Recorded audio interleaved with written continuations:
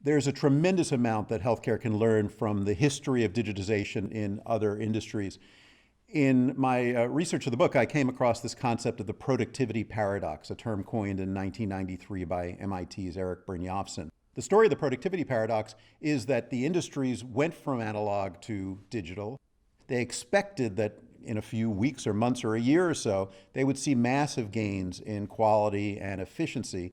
And a year, two, three, five went by and not much happened. And folks were left to scratch their heads. What went wrong here?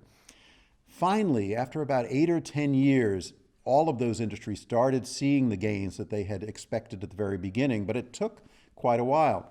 Brynjolfsson and others who have researched the productivity paradox have come out with an analysis that basically says you need two things to happen before you see the massive gains from digitization.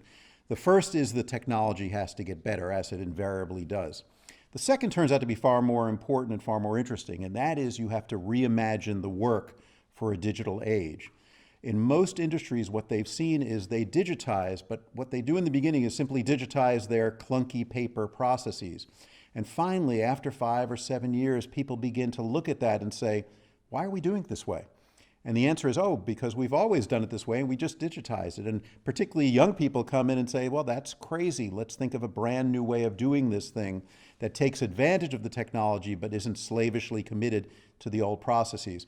When they do that reimagining of the work, that's when things get massively better. And I think that's what we're likely to see in healthcare as we get a few more years along.